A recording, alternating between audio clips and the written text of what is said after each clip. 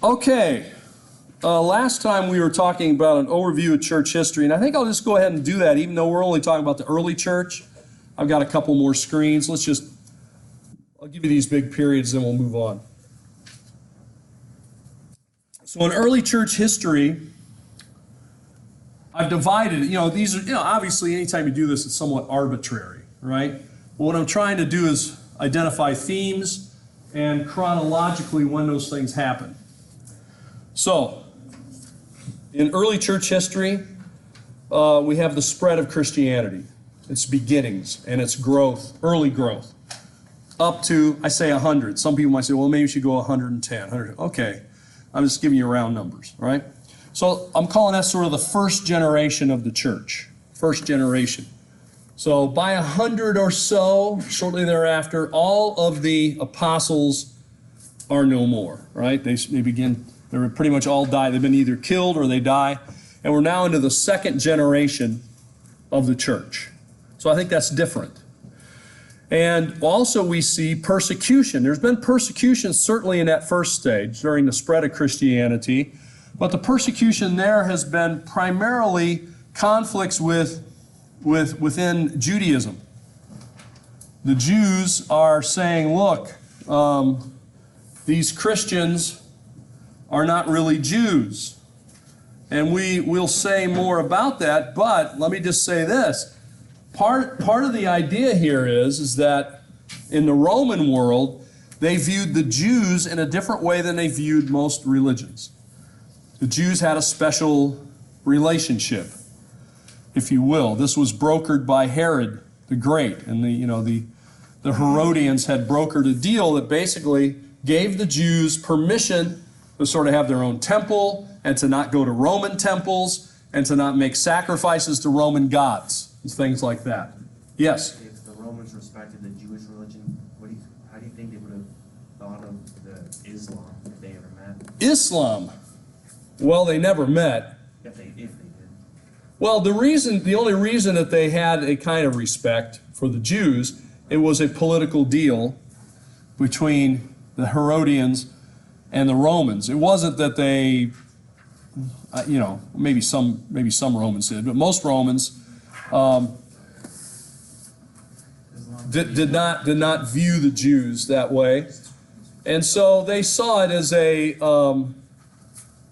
sort of special case, is what I'm trying to say. So Christianity, as long as it was considered to be Judaism, was under that umbrella of special protection or special relationship. The Jews were trying to make the case to the Romans, these Christians are not Jews. You see that in Acts before the proconsul Gallio, and we'll talk more about that later.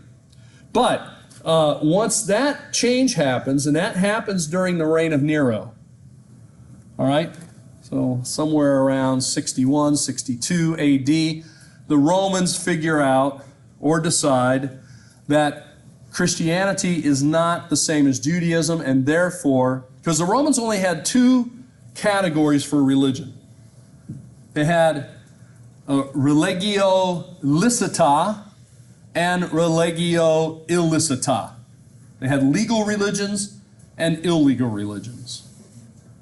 Judaism was a legal religion, and a lot of exceptions were made for it because of that they did not have to go to the temple and so forth, the Roman temples.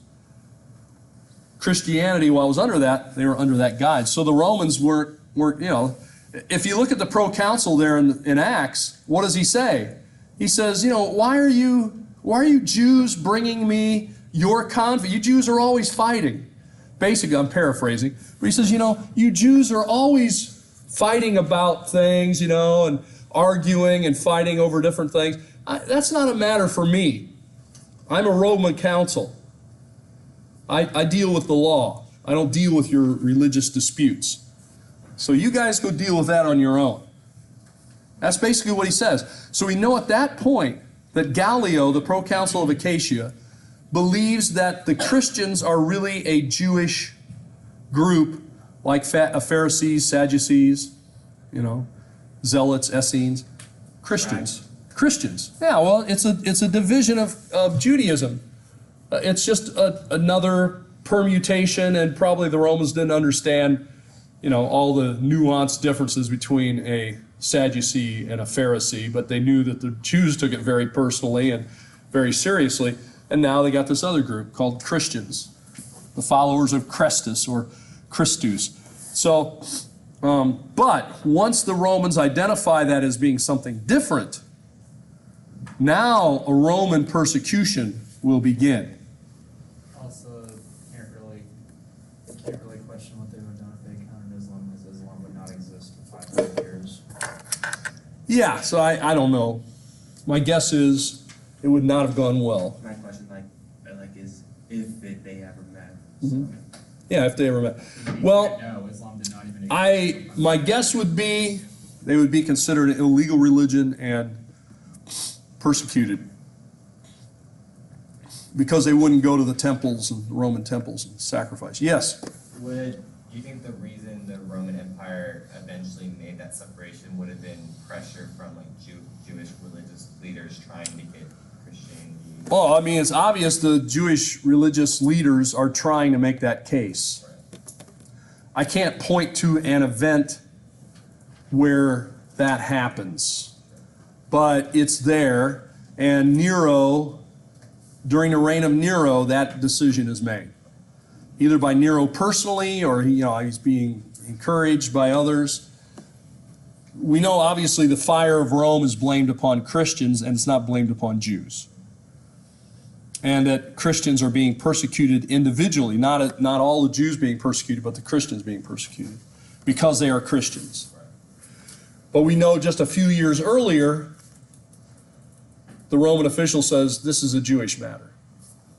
So somewhere in that 4-year period or so, 3-4 year period, something changes.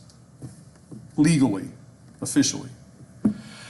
All right, and then it goes from being obviously a very tiny minority to sort of a persecuted minority, but its numbers keep growing, and then finally it becomes, at first not a majority, but then finally a majority, but it becomes then, instead of being persecuted, it becomes to be favored. It is the religion of the emperor. And so a lot of people flood to Christianity then, because, first of all, it's not persecuted anymore. Secondly, it seems the emperor prefers it. So politically, I don't know if I'm using politically in the way political science would use it, but in a sort of political sense, it is now more,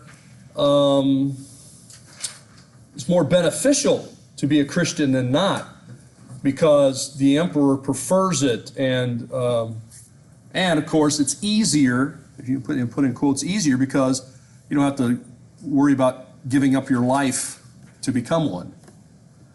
And that creates problems within the church.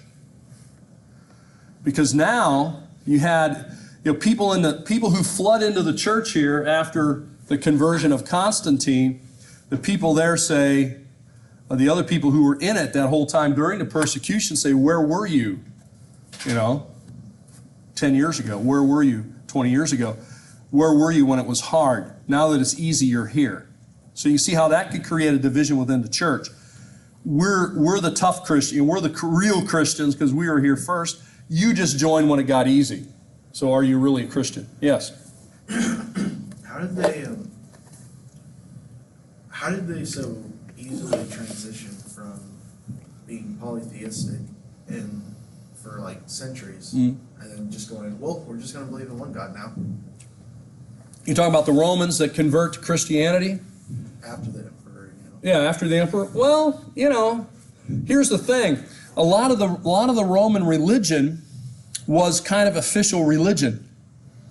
In other words, a lot of people were going to the temple, the Roman temples. I don't want you to think I'm talking about the Jewish temple. The Roman temples, they were going there out of a sense of duty, sort of like people, at least some people, stand up when the flag, in the national anthem, salute the flag, or say the pledge, or sing the national anthem, or show up at the right, at the right place and sort of show the respect or whatever, because it's expected.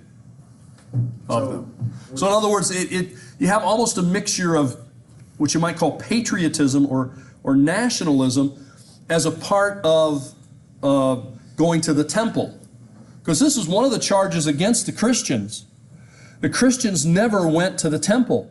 Did you ever see them go to a temple? Have any of you ever seen a Christian go to the temple of Jupiter or Juno or any other of our gods? Do they show up on those holy days, those holidays that are set aside for this worship? No. And those are the ones who gave us, those gods are the ones who protected Rome and created Rome, and now they won't come and do this, therefore the gods get angry. So later on, Christianity is blamed for the problems of Rome. When they look, like somebody like Marcus Aurelius and others, they look around and they say, what has changed? Why is Rome having all these problems out on the border? Why are we being attacked? Well, I'll tell you why. It's those Christians.